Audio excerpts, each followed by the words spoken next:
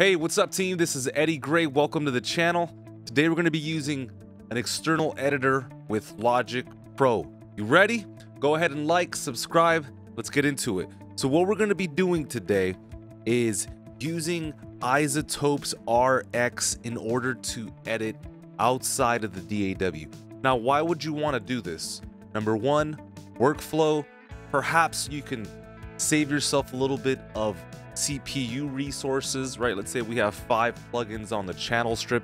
It actually may help to outsource the job, do everything, and then render everything inside of the DAW. Let me show you how this works.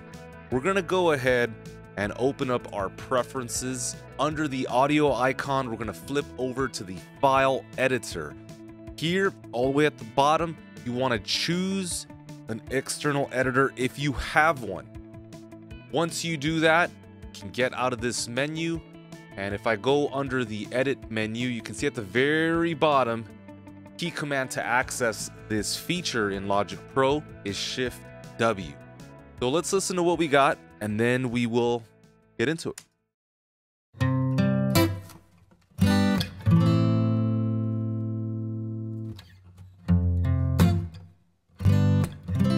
It's a nice signal, sounds really good, but there's a lot of hand sounds, fret noise, things like that. So we're gonna hit Shift W while this is in focus, and what I mean by that is I've selected the regions. I'll hit Shift W. That then will bring this audio content into iZotope RX. All right, so we're inside of RX, and we're gonna start fixing some of the details. This guitar was recorded well. It sounds nice. It just could use a little bit of assistance. So I'm going to go ahead and zoom in a little bit tighter. Let's identify some issues here. Okay, so like right there, good example, right? If I hover in really tight, you can see in the spectrogram here that there is sound of my hand lifting off of the acoustic guitar. And so these are the kind of issues that we can perhaps fix, attenuate, diminish to some degree. I'm going to go into the utility fade plugin, and let's see if we can fade this out. We can use the linear fade. All right, let's try this curve. Maybe this will help a little bit more. Okay, a little bit better. Let's listen to that. That's what I'm talking about. You can get really detailed with your audio content. Let's keep going.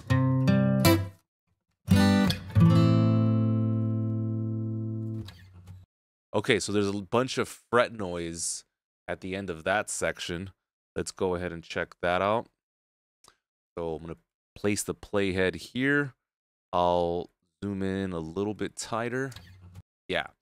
So there, I am going to use the guitar denoise plugin here, and let's try this out. Let me get a reduction that's high.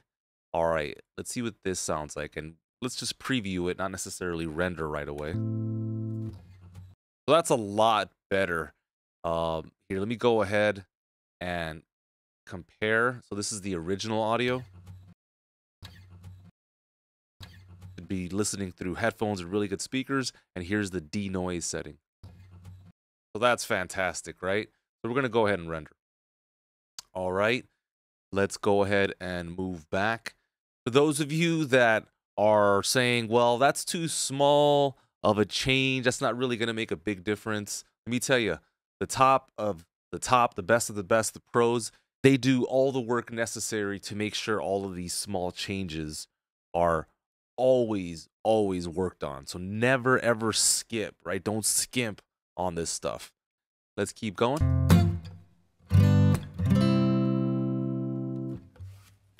All right, so right there, like there's no need for all of that noise, right? It's just you're not thinking about the stuff when you're actually recording. But so from here to here, I can go ahead and control click. And under render, we can say, hey, we want to reduce the gain.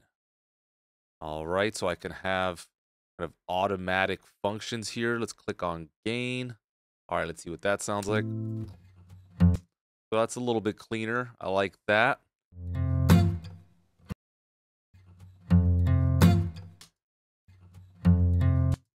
Okay, so there's some fret noise coming up right about here. So you could fade, or again, go into guitar denoise and let's remove that fret noise. Let's go ahead and render, see what this sounds like.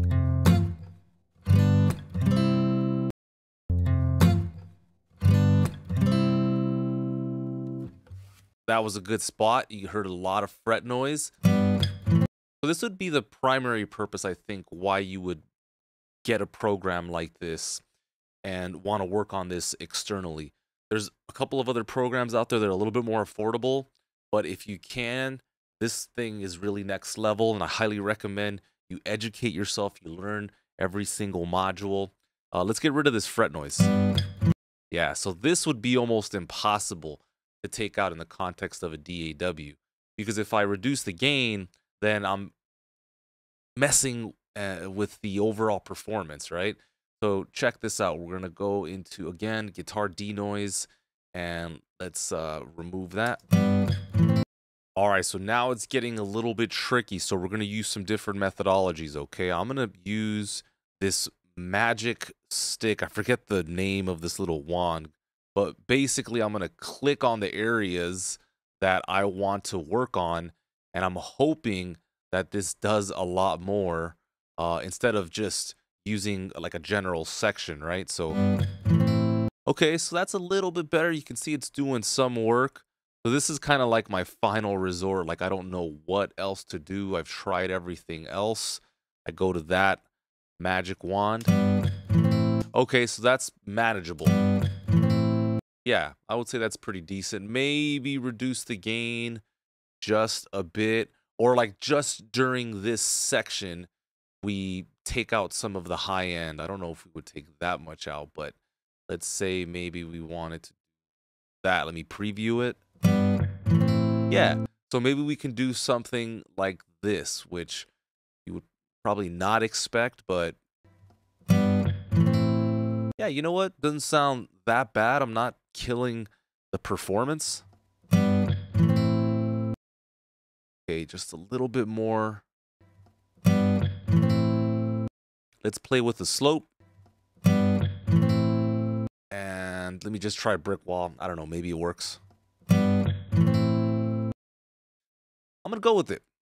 This is for those of you just looking to take your editing skills to the next level. I don't use it all the time. I think it's great, but I just don't think it's absolutely necessary.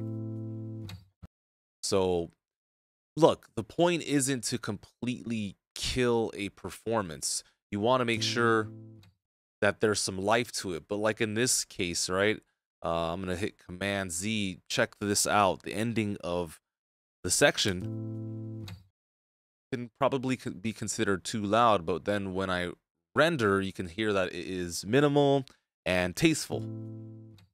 So this is what I'm talking about.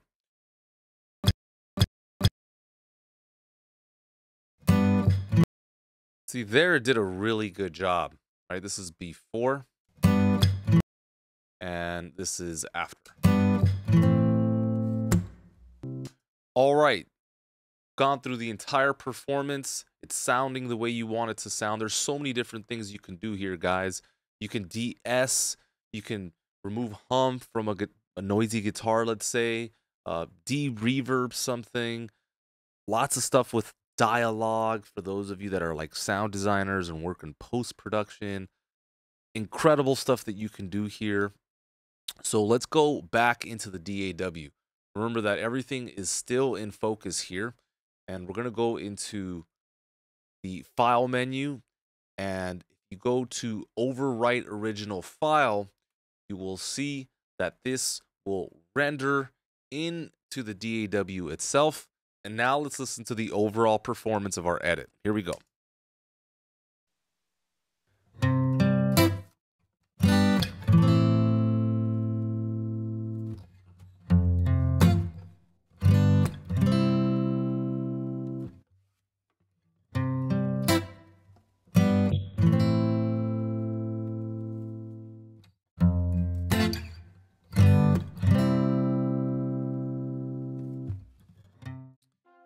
All right.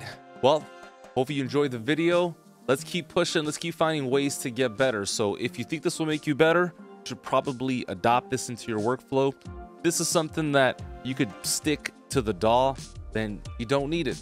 Point of the channel here is to educate and to try and plant a seed. Maybe this doesn't work today, but 2 years from now, all of a sudden, you find yourself in a position where you need to mix and edit in a very, very, very detailed and aggressive way. So anyhow, thank you for supporting the channel. This is Eddie Gray signing off. Stay up, stay happy, stay focused on what you want, and I'll catch you on the next one. Take care.